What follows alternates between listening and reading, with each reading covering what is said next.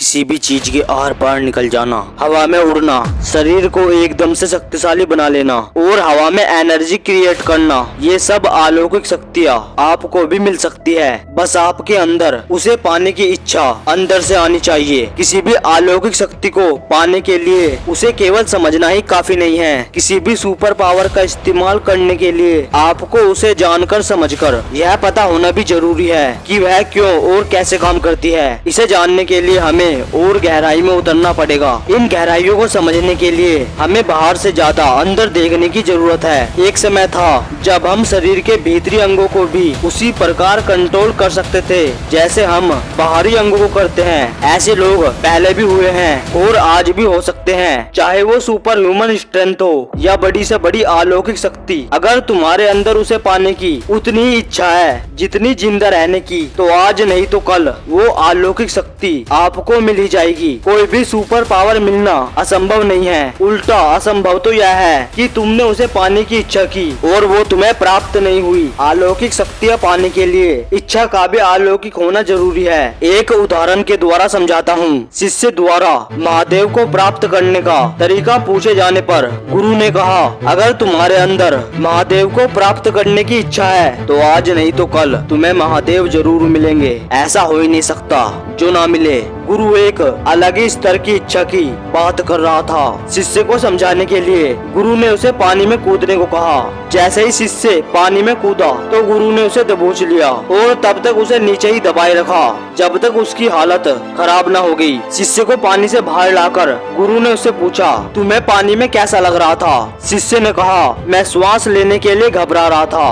गुरु ने कहा, महादेव को पाने के लिए भी यही इच्छा चाहिए। अगर तुम्हारे अंदर किसी अलौकिक शक्ति को पाने की इच्छा उतनी ही जरूरी है जितना कि श्वास लेना, तो ऐसा हो ही नहीं सकता कि वो तुम्हें ना मिले। अगर आप इसके 70% तक भी इच्छा पैदा कर लेते हैं तो भी वो आपको मिली जाएगी। ब्रह्मांड रहस्यों से भरा पड़ा है। आज आपका अस्तित्व सच्ची इच्छा के कारण है, महान इच्छा नहीं हमारे शरीर को जन्म दिया है। क्या आप जानते हो हमारी आंखें क्यों हैं? प्रकाश के कारण। अगर प्रकाश न होता तो ये आंखें भी नहीं होती। हमारे कानों का निर्माण भी ध्वनि नहीं किया है। हमारी इंद्रियों की रचना के पहले ही इंद्रिय ग्रह विषय विद्यमान थे और संभावना तो यह भी है एक समय बाद हम एक ऐसी इंद्री को ही उत्पन्न कर लेंगे जो उन सब वस्तुओं को देख सकेगी जिन्हें आज हम मशीनों द्वारा देखते हैं। हमें बाहरी विकास से ज्यादा भीतरी विकास पर जोर देने की जरूरत है। शांत मन में कोई इच्छा जन्म नहीं लेती और इच्छा जन्म इसलिए लेती है ताकि उसे पूरा किया जा सके। अगर उसे पूरा ना किया जा सके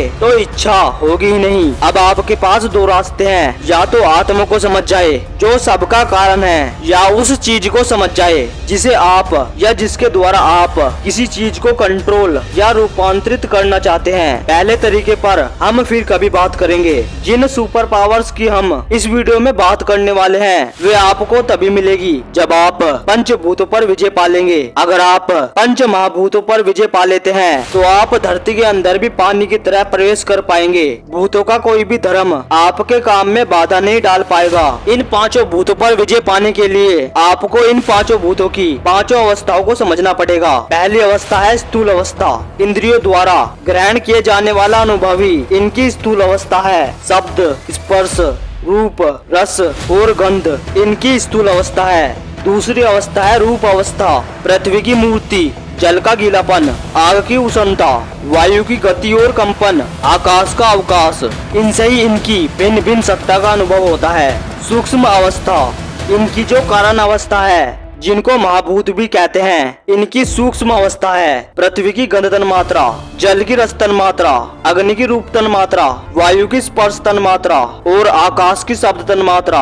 अन्वय अवस्था, पांचों भूतों में जो तीनों गुणों का स्वभाव यानी प्रकाश, क्रिया और स्थिर व्याप्त है वह इनकी अन्वय अवस्था है। यानी प्रकाश, क्रिया और स्थिर व्याप्त है वह इनकी अन्वय अवस्था है। पांचवी और आखिरी अवस्था अर्थ तत्व अवस्था।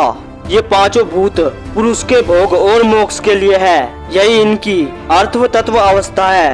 इन पांचों भूतों की प्रत्येक अवस्था के क्रम से संपूर्ण अवस्थाओं में भलीभांति से हम करके जब योगी इनको प्रत्यक्ष कर लेता है तब योगी का इन पांचों भूतों पर अधिकार हो जाता है। पंच महाभूतों पर विजय पाने के बाद 8 सुपर पावर्स प्राप्त होती है जिन्हें अष्ट सिद्धि भी कहा जाता है। इसके द्वारा आप शरीर को असीमित विशाल बना सकते हैं, शरीर को इतना हल्का बना सकते हैं कि वह हवा में भी उड़ सके। आप अपने शरीर को इतना भारी बना सकते हैं कि कोई भी शक्ति उसे हिला ना सके। आप बिना रोक टोक के कहीं भी जा सकते हैं, अपने आप को अदृश्य बना सकते हो, किसी के भी मन की बात आसानी से जान सकते हो, किसी को भी अपने वश में कर सकते हो। आप भौतिक पदार्थों को उत्पन्न कर सकते हो और उन पर नियंत्रण पा सकते हो। इन सभी सुपर पावर्स को पाने के लिए आपको अपने अंतःकरण को शुद्ध बनाना होगा, ध्यान करना होगा और ज्यादा जानकारी के लिए आप इस वीडियो को भी देख सकते हैं।